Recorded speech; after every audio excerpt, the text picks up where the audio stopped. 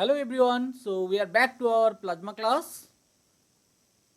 In these days we are studying how the plasma is generated, AC breakdown and DC breakdown things. And in this class we will be starting with the plasma sources. Different kind of plasma sources we will see how the plasma is getting generated there, what the different types of you know uh, applications and how these devices operate. So among the thermal plasma sources, the arc plasma devices, what we are studying in these days. Then there are radio frequency plasma devices, where we will be able to generate thermal plasma. Then there are non-thermal plasma sources like microwave discharges, where ECR plasma sources are one of them, what we will be discussing. And among the cold plasma sources, which can be operated at atmospheric pressure, uh, in open atmosphere, which you can operate. So some of them we will be discussing. Now in that there will be some direct discharges, where you can have two electrodes and you can apply very high voltage pulse between these two, and you can generate a plasma which you can say cold plasma, because the temperature is as low that you can touch it by hand. Then there are DBD kind of discharges, they again generate the cold plasma. So we will be discussing them as well.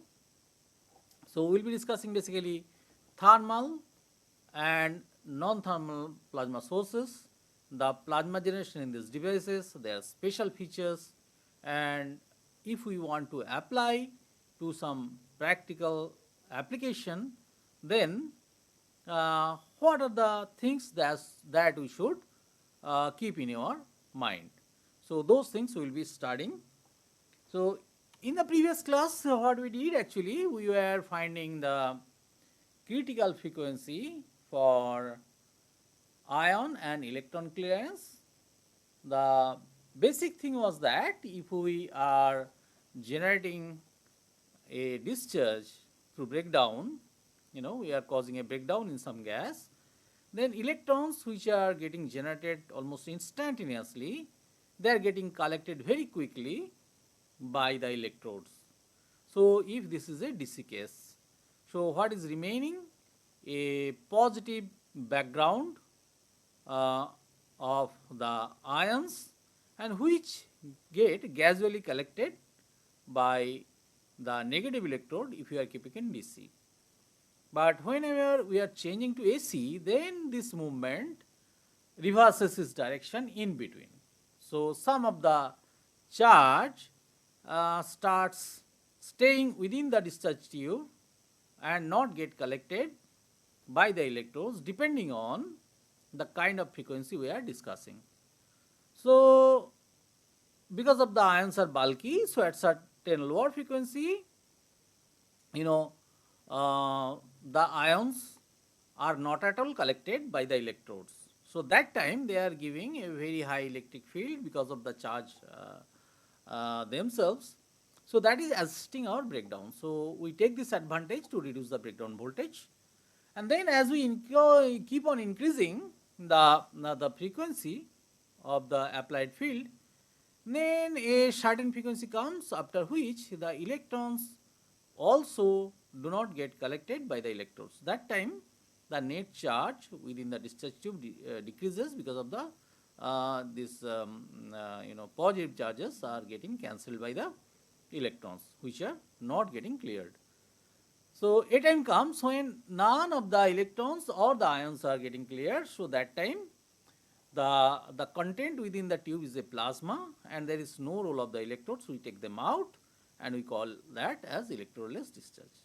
So now this is the basic principle of getting the breakdown in AC and DC fields, and we are applying this to form the design the plasma sources.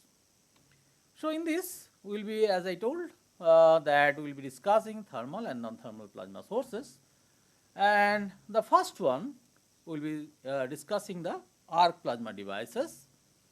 So I have already shown these devices, how they operate and their fluctuation in the jets and internal structures.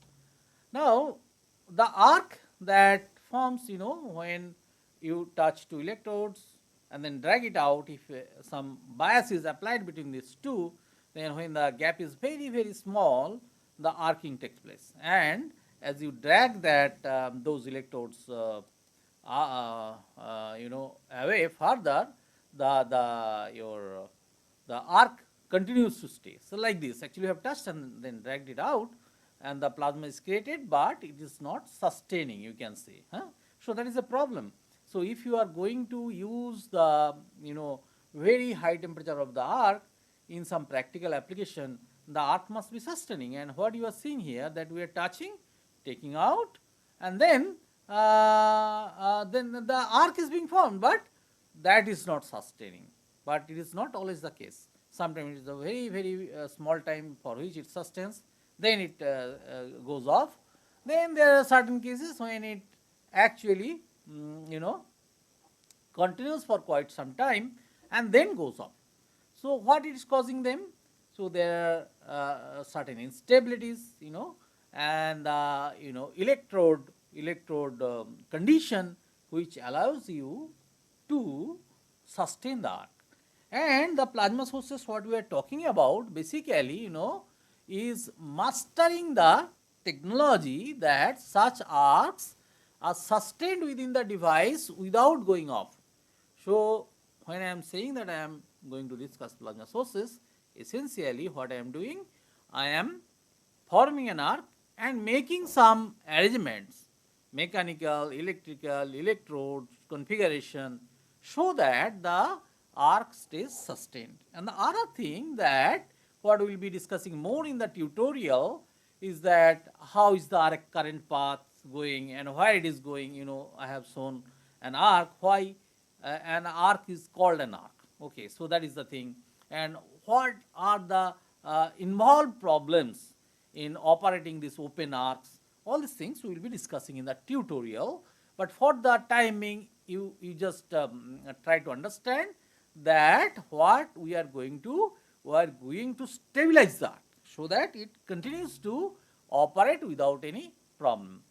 So in the tutorial, we will be discussing the striking difference in power and efficiency when you go for this open arc to your torch configuration. What is the torch configuration? It is a device in which you can sustain the arc in a controlled manner, and you can develop a jet which can operate for hours and hours in a predictive way to certain extent. This plasma are always prone to very instabilities, so there must be some instabilities there. Still, we can manage the instabilities to certain extent so that they can be used in a meaningful manner for some application. So then in the tutorial only, I will be discussing the DC plasma torches, their applications in nanosynthesis, waste management, plasma spray coating, arc welding, plasma cutting, material processing. So what are the features, different features that we are interested in for different applications will be coming out in those studies. Okay. Now, what is important to tell you, the arc plasma torches, their configurations and operation. So typical configuration is like this. This is a very simplified picture.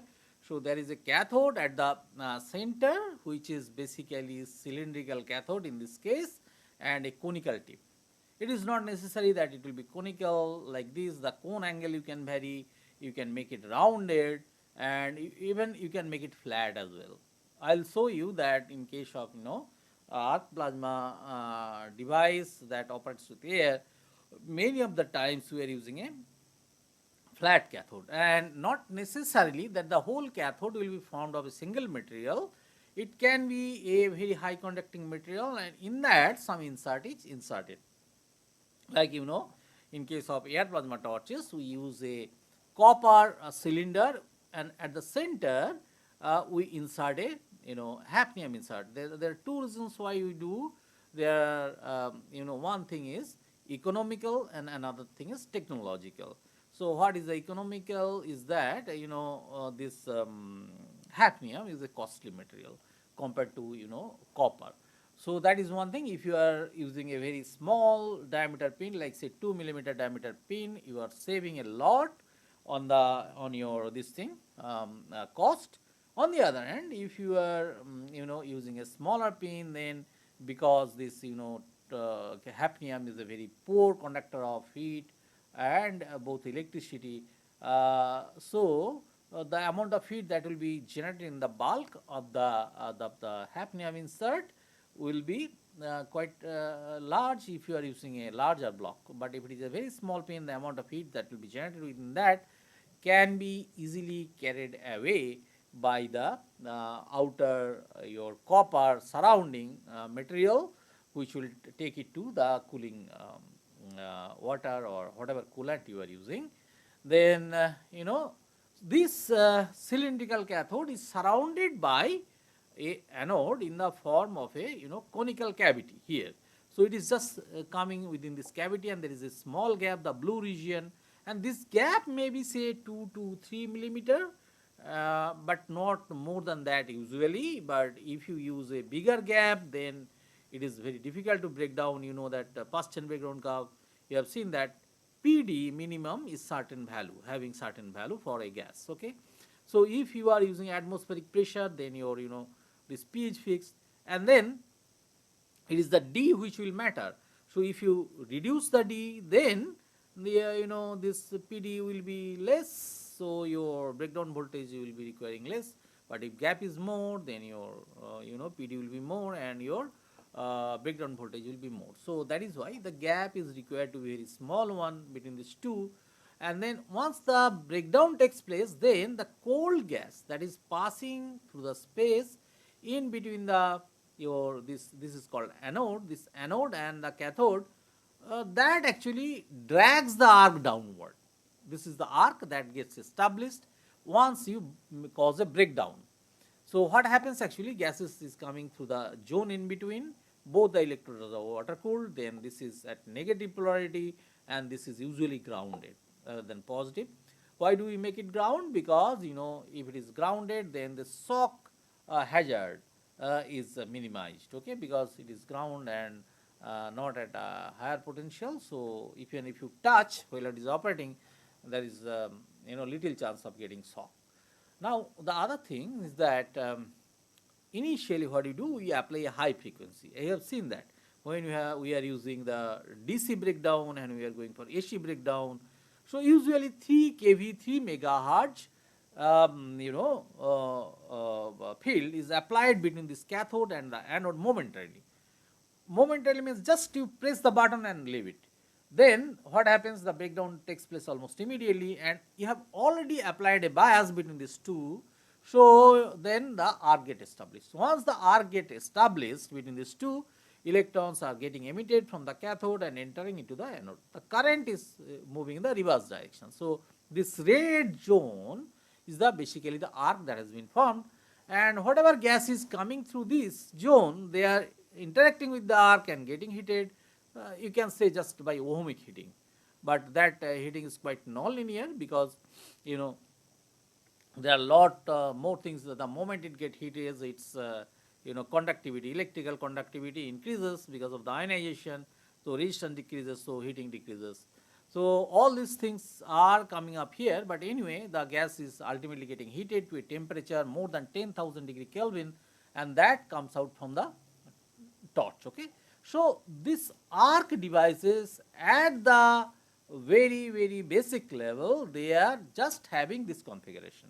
There is a cathode, there is an anode, and an arc is established between these two. Gas is flowing through the space in between these two, getting heated and forming the plasma jet, which is coming out through the exit as a plasma jet. Very high temperature, cylindrical, radiating, intense plasma jet.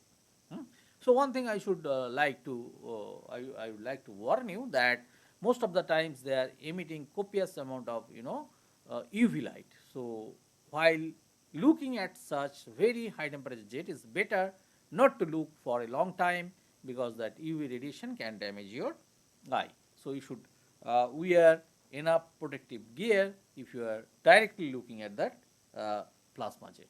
Now what happens, if you really want to operate an arc plasma device for some application, what are the other things that you may require? So this is a plasma source itself is not complete. You need number of accessories. It is my duty to tell you what are the different type of accessories that you may require to operate such devices. Okay. So this is apart from the power supply, what I have shown already here, this is negative and this is positive. So you require a power supply to supply the current that will be passing through the through the plasma, and that current is not less. Usually these are operated with the constant current power supplies, and the current can easily go anywhere between say 100 to 600 ampere when you are operating, and in some of the cases you can go even mega ampere kind of current, and there are some special applications like space vehicle re-entry stimulation where you really need mega ampere of current to pass through the arc. Okay, but of course that is done for a very short time, and if you operate such device with such high current continuously, then there are thermal management problems appear which you need to tackle. And as you go through the course, you will be coming to know that how this can be managed, and what steps you need to take. It will be automatically generated with your idea that how they can be managed. Okay, so I come to the accessories that will require when you are going to operate an arc plasma source. This device in which this is made, this is called a torch. So this is a very standard configuration. So although I have drawn by hand, so this is configuration of SG100 torch. So SG100 is a commercial name, and this torch is having the cathode here. This is the actual shape of the cathode. This is a copper matrix, and in this tungsten cathode is inserted, and this is intensely cooled from the back side, as you are seeing over here. This blue color is basically the coolant path, and this is done in a very a smart way, so that the same water goes and cool the anode as well. So this brown color, whatever you are seeing here, this forms the anode as a whole actually.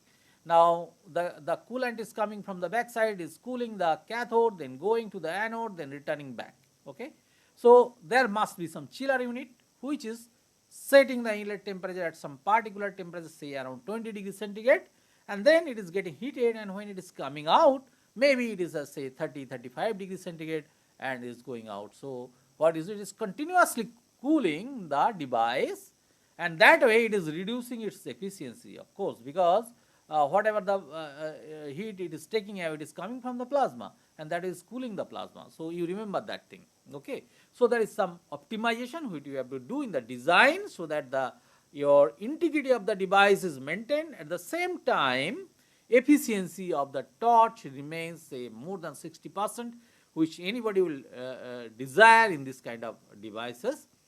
Then apart from that, there is as I told you, there is a cooling unit which will supply you chilled water here, and then there is a power supply unit, as you have seen that this cathode is at negative potential, anode is at ground potential, and typical current that the power supply should supply is around say 100 to 600 ampere, and usually constant current power supplies are used to supply the energy in this device.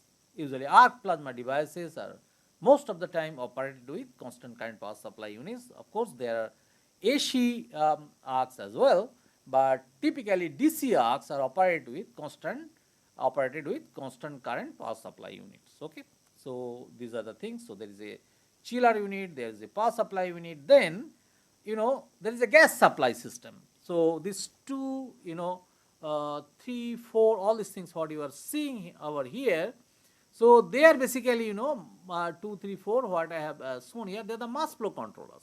So you are injecting each gas, for example, here in this specific example, you are using this argon and hydrogen. So 3 and 4 are the mass flow controllers which are controlling the flow of that. Then there is another mass flow controller which is put in this unit. So what is one unit? Basically, here in this specific example, we are using this plasma torch for the spraying application. So here you need a powder feeder unit over here. So that powder feeder unit basically uh, makes the powder flowable with some gas. So here the argon gas is being used, which making the powders flowable, then they are carrying and injecting into the plasma jet and causing them to melt and get sprayed in the zone. So the powders are coming and entering into the high temperature plasma jet. The arc is formed here. You are seeing the red sign. This red curve, this is the arc. This is extending from cathode to anode, and the gas is passing through this. So whatever gas system you are having, so that is generating the plasma. And why you are using hydrogen here? Because there are the various techniques of the plasma, engineers who knows how to increase the voltage, how to stabilize the arc. So here one thing is being used, that when you are operating the argon, then you are getting certain arc voltage. The moment you are pushing hydrogen, the voltage increases. So why it increases, we will be starting the tutorial. And here what you are doing actually, because the current is constant, when the voltage increases, your power increases. Now how to increase the voltage? You are using an auxiliary gas to increase the voltage. Okay, and this molten particles are now coming into the jet and getting sprayed for developing a coating on the substrate. Whatever material using, usually very high temperature melting point, high melting point material like say yttrium oxide, aluminum oxide are used for melting and developing coating. So why they are used? Because they can withstand very high temperature, and they can allow to contain very highly reactive material like say this molten uranium they can contain. Okay, those kind of substances are highly reactive. It can attack any material when they are in molten state, and they will form some compound with them. Okay, so what you are seeing here, so these are the components. So this plasma torch, actually it will be looking like this when you are looking from the outside. Internals are shown over here. So cathode and anode configuration are the basics that you are seeing here. There is a coolant arrangement, and there is a gas supply system, there is a power supply system, and what else? If you want to diagnose the plasma, what is coming out, which is a part of this course, and I will be soon entering into that. So you require a plasma diagnostic system, basically because they are high, very very high temperature, more than 10,000 degree Kelvin. So the moment you put any invasive probe, like say you want to put a thermocouple over there, then that will be immediately melt and flown away. So that is not possible. So usually what is done, some non-invasive diagnosis, like here it is being used an emission spectroscopy. The light is emitted by the constituents of the plasma, and they are carrying the signature of the plasma as well as the species, and which is being diagnosed by this diagnostic system. So that is how you are you can operate an arc plasma source. What are the typical configuration of the such systems, and to control the current, to control the feed rate, to control the gas injection, control the coolant temperature, you must have a control panel where you can control each of these systems, each of these parameters when the device is operating. So this in this I just give you an idea about how a plasma source or plasma source operates, and what may be the typical configuration and auxiliary units to operate such systems. So now I am coming to other configuration. I told you that at the basic there is a cathode and there is an anode, some gas is passing through that is getting ionized and forming the plasma. Now one way of increasing the voltage between the cathode and the anode is to change the gas. Like in the previous example, we have used the hydrogen to increase the voltage, but that has some limit. Okay, you cannot increase indefinitely the voltage. But if we want to use some brute force technique to increase the voltage, then how do we do that? So there is one configuration of such plasma source where you can increase the arc voltage to certain level as per your wish. Okay. So this is the configuration. As I told you, there is a cathode, there is an anode, and usually anode is grounded, it is connected over here. Now you see that there are three switches, CT1, CT2 and CT3. They are basically contactor.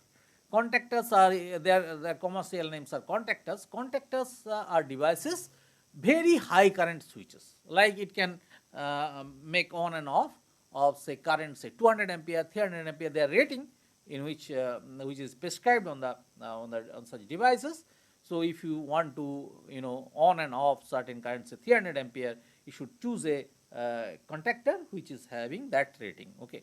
So here we have used high current contactors over here, they are switches, and what we have done actually, if suppose all of them are closed, CT1, CT2, CT3 are closed, then what is happening?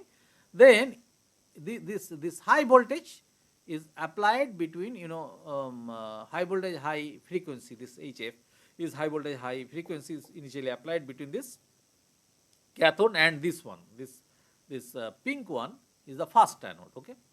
So this is number this is number 3 over here. So this is the one. So this is the fast anode. So arc is initially established between these two. So if I now open CT1 and CT2, so arc is established between first and second. So when all of them are closed, the current is just looping like this. So this current cathode is emitting electrodes, they are entering into the next anode, the number 3, and they are coming to the ground through this CT1 switch. Okay. It is not going any further because it will not go, it has found a path, and downstream there is no connection as such because this is having cold gas rather. So it will not be breaking down anywhere there, it will try to go through the shortest path. Now once the current started passing from this cathode to anode, and then it is heating the gas, and the gas is getting ionized and plasma is flowing, then there is certain ionization in this zone, but that ionization does not extend till the end. So now if you open this switch CT1, then the current may switch to the current connection may go to CT2 because there are ionization, but it will not like to go to CT3 because there is not enough ionization. So the current path will be established between this anode and the cathode. So current will start from here, enter into the cathode, electrons will emit from here and enter into the other electrode and go down. So similarly, when you have connected here, the arc path is increased, so that will be posing more voltage. So the more power will be injected over here, and then the plasma will be very strong in intensity, and it will be having very good ionization. Then the plasma jet will start coming out little bit over here. That time there are ionizations. So now if at that moment if you open the CT2, it will be connected to CT3 location, and when you open all of them, finally the arc path will be connected over here. So now you are operating between this cathode and this anode. So why initially you are not able to do that? This is because you cannot just get enough ionization to connect the arc to here. You cannot cause a breakdown of the whole region, because again we should go back to the Paschen breakdown curve. When your D is very high, then your this requirement of the breakdown voltage is too high. So we cannot make that gap broken. Rather, we initially break a very small gap, and then gradually we increase the gap and reach over here. So finally we are operating with this cathode and anode, and huge voltage drop is there, and we are generating a plasma of very high power, maybe say 100 kilowatt, 200 kilowatt we can achieve using this technique. So you now know the plasma source, arc plasma source basically, and how they operate. So I will come back in the next class with other type of thermal plasma sources. So thank you.